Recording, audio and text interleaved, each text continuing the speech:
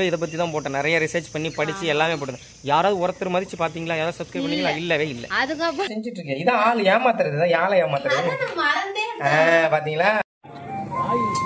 Packet 10 ரூபாயாம். நம்ம ஊருக்கு வந்த முக்கிய காரணமே இந்த மரம் தாங்க. எங்க அம்மா வேற புலம்பிட்டே இருந்தாங்க, ஏமாத்திட்டான் ஏமாத்திட்டான் ஏமாத்திட்டான். நம்ம ஆளுங்க தான் ஸ்கேனு எதுவுமே எடுக்காத என்ன குழந்தைங்கிறத ஈஸியா வந்து முன்னாடியே ப்ரெடிக்ட் பண்றாங்க. ஏமா இப்போ வந்து சட்னி போய் எங்கேயோ அரைச்சிட்டு வராங்க மிக்ஸி இல்லாம.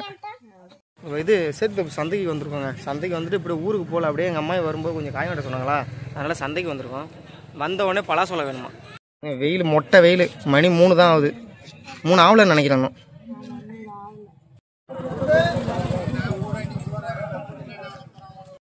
5 கிலோ 100 ரூபான்னு கொடுத்தாலும் உனக்கு பத்தல.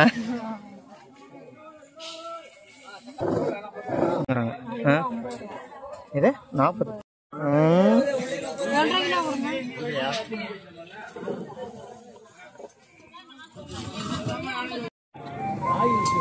பாக்கெட் 10 ரூபாயாம்.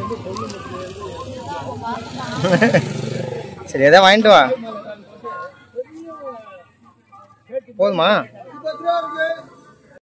அது அங்கே போய் வாங்கிக்கலாம். பர்ச்சேசிங் முடிஞ்சு எங்கே போனாலும் குழந்த மாதிரி ஸ்வீட் வாங்குற வேலையை விட்றதே கிடையாது.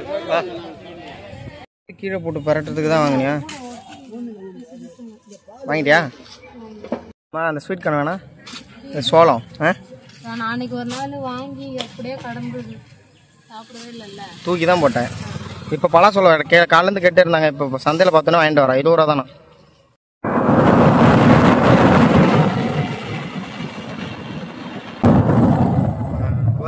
வந்தாச்சுங்க. எங்கள் அம்மாக்கு ஃபோன் அடிச்சு பார்த்து வெறுத்து போயிட்டாங்க, எடுக்கவே இல்லை. சரி என்னம்மா வேற என்ன வேணும் கேட்கலான்னு ஃபோன் அடித்தேன். நாக்காவில் போயிட்டு இப்போ தான் அண்ணாமலாட்டுக்கு காயெல்லாம் எடுத்து வச்சுட்டு இருக்காங்க. காய் எதாவது வாங்கிட்டு சொன்னாங்க. ரொம்ப நாள் கழிச்சு காய் வாங்கிட்டு வான்னு சொல்லிருக்காங்க. கருங்கோழி இவ்வளோ பெருசு வளரும்னு எனக்கே இப்போ தாங்க தெரியும். பொண்ணை வாங்கிட்டு வந்து விட்ட மாதிரி அந்த கோழி. இப்போ பாருங்க சேவை எவ்வளோ பெருசு இருக்குன்னு காட்டுறேன் பாருங்க. இது பொட்டை கோழி, அது சேவை கோழி. சைஸை பார்த்தீங்களா எப்படி வந்திருக்காங்க, பொசு பொசு பொசுன்னு. இரண்டா அது ஏதோ வீடியோவுக்கு நிற்கிது, பெரிய விஷயம். அதே குரங்கிட்ட சண்டை போட்டுருக்காங்க. ஏமா நிறையா இருக்குதாங்க. இந்த மாதிரி வந்துடும். உங்க காட்டுல இருந்து தப்பிச்சு இங்க வந்துடும். இவனுங்களுக்கு வேற என்ன வேணும்னு தெரியலங்க. வீட்டுக்கு வந்து உட்காந்துக்கலாம் 2 பேரும். என்னடா வேணும் டேய்?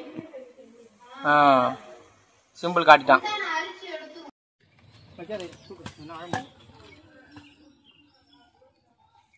பெரிய தென்னங்கன்னு ஒன்று இருந்ததுங்க. அவங்க அம்மாயி ரொம்ப நாளா சொல்லிட்டு இருக்காங்க, புடுங்கி எட்டக்க வை.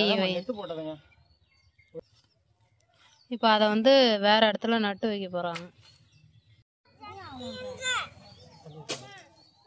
ஓ ஜட்டி அங்கதான் இருக்கும்.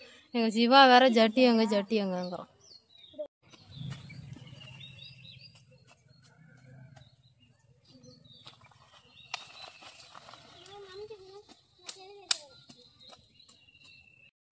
ரெண்டு பேரும் புளி ஆஞ்சிட்டு உட்காந்துருக்காங்க.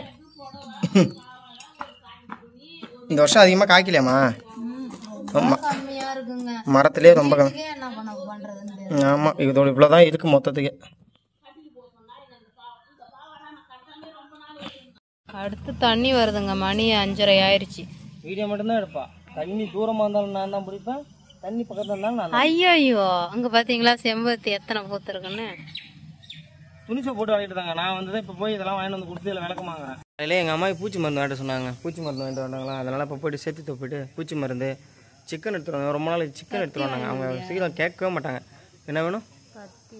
கத்தியா? கடையெல்லாம் மூட்டு போட்டால் சேத்தப்பில் மண்டபத்தில் தான் கடை போட்டிருந்தாங்களா. எது எடுத்தாலும் 120 ரூபா 20 ரூபா தானா.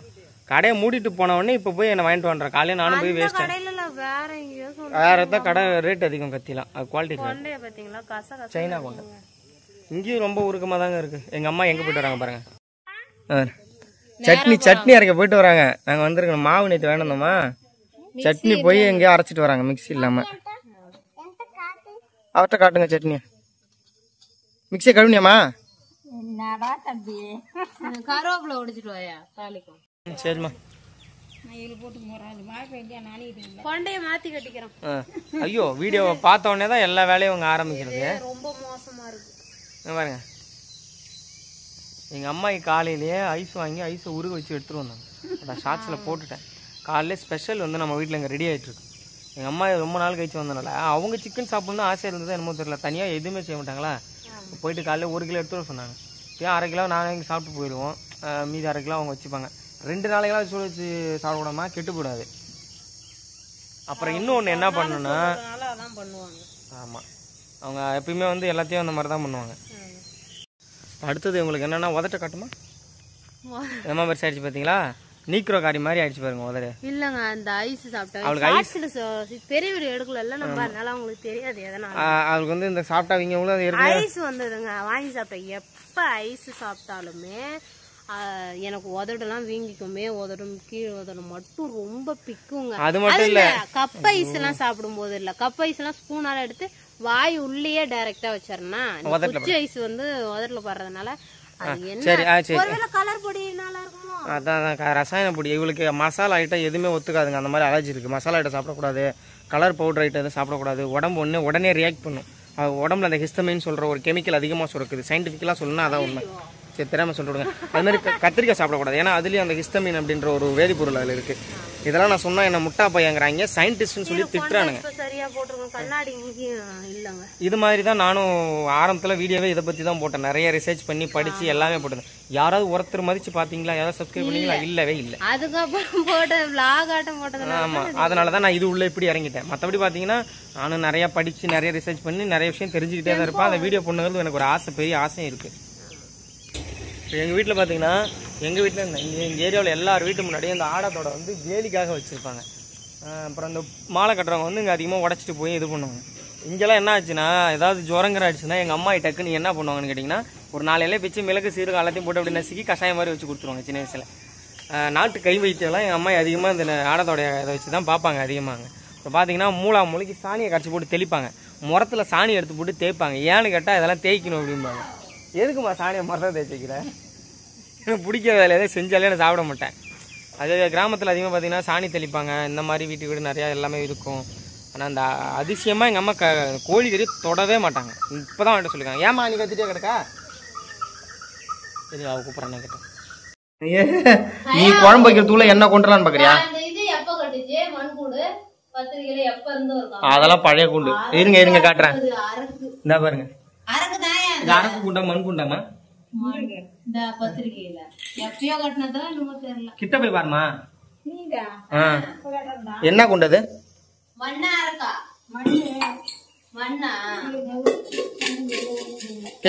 கிட்ட வரேன். என்ன குண்டுமா பாரு, மண்ணு குண்டா. அப்ப எனக்கு என்ன பொண்ணுதான் பிறக்க போதா?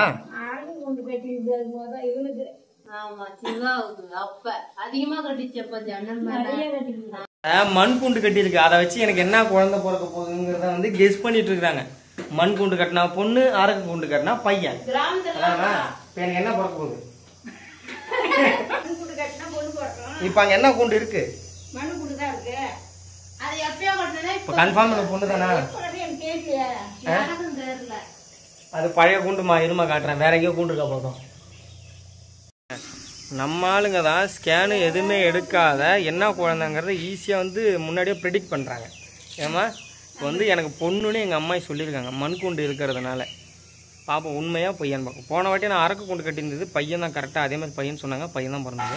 இந்த வாட்டி மண் கூண்டு. ஆனால் அது பழசாக புதுசாக தெரியல. எங்கள் வீட்டில் போய் செக் பண்ணால் தான் தெரியும் அது என்ன குழந்தை என்னன்னு. எதாக இருந்தாலும் வளர்க்க போகிறோம், அவ்வளோதான். வந்து கூட்டி போட்டாங்க குழாய்.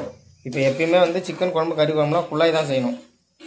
அடா என்ன மனம், என்ன அதான் செஞ்சுட்டு இருக்கேன். இதான் ஆள் ஏமாத்துறது, தான் யாழை ஏமாத்துறது. பாத்தீங்களா? இல்ல அங்கன்னா நான் தெரிய மாட்டாங்க. இங்க வீடு அதுதான மாதிரி கிடக்கு பாருங்க, பங்களா மாதிரி. ஏன்னா ஒழி லீக்கேஜ் ஆகுது வீடு. அந்த மாதிரி அருமையா கட்டிட்டு போயிருக்கான் அந்த இன்ஜினியர். அங்க பாருங்க, ஓதங்காத்து நிக்குது எல்லா இடமும். எங்க அம்மா வேற புலம்பிட்டே இருந்தாங்க, ஏமாத்திட்டான். இந்த கோழி இது வரைக்கும் நிறைய பேர் கேட்டாங்க விலைக்கு. எங்க அம்மா யார்ட்டையும் தர முடியாதுட்டாங்க. என்ன பண்ற? புளிச்சக்கீரை நீ சாப்பிடவே கூடாது. நான் புளிச்சக்கீரை ஆசைப்படுறேன். இப்ப சாப்பிடலாமா? புளிச்சக்கீரைங்க எங்க அம்மா எங்க வாங்கிட்டு வந்தாங்க, அதை அலசி ரெடி பண்றேன். இதையும் செஞ்சு கையோட ஊருக்கு செஞ்சு எடுத்துட்டு வரியா? இப்படி சரி முடிச்சுட்டு வா, அலசிட்டு வா. பாருங்க குள்ளாய்க்கு ரொம்ப பிடிச்ச ஒரு நாய் இங்கே நிற்கிது. ஆமா இந்த பாருங்க நரி, அது காலுக்கு ஏதோ ஆயிடுச்சு. உலக அழியாங்க குள்ளாய், இதுக்கு பெச்ச பேரு. நாயிலே அழகான அழகி பரிசு ஒண்ணு குடுக்கணும்னா அது இவளுக்கு தான். ஆமா இந்த நாயோட பேசுக்கு தான் குடுக்கணும்னு நான் இருக்கேன். ஐயோ அழகா இருக்கும் இந்த நாய் அந்த நாய்க்கு அழகி பரிசு கொடுக்க போதான் ஏதோ போட்டு கடிக்குது. அழகா இருக்கும். இந்த தெரு நாய்ங்களே அந்த நாய் மேலதான் ஆசைப்படும். ஐயோ நம்ம ஊருக்கு வந்த முக்கிய காரணமே இந்த மரம் தாங்க. புளி உழுக்க போகிறோம். ஏன்னா நேற்றே புளி கம்மியாக தான் இருந்தது. நம்ம ஏறி உழுக்கலாம் இன்னொரு 5-6 கிலோ ஆச்சுன்னா ஏதாவது அங்கேயும் கேட்டாங்க. கிலோ 100 கொடுக்கலாம். அது கொடுக்கறதுக்கு வாய்ப்பு இல்லை, அவ்வளோவா இல்லை. யூஸுக்கு சுத்தமாக புளி இல்லை. அதுக்காக தான் நாங்கள் வந்தோமே. அதுதான் ஏறி உழுக்க போகிறாங்க.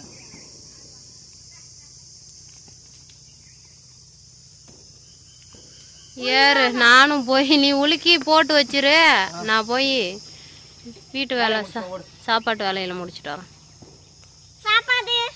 ஒரு கிளை விடாம எல்லாத்தையும் உலுக்கிரு. புளி உலுக்கிட்டேங்க. ரொம்ப டயர்டாக இருக்குது. அதான் அப்படியே கீழே வந்து உக்காந்தேன் நான். இதுங்க எவ்வளோ புளி உலுக்கிருக்கேன்னு காட்டுறேன்.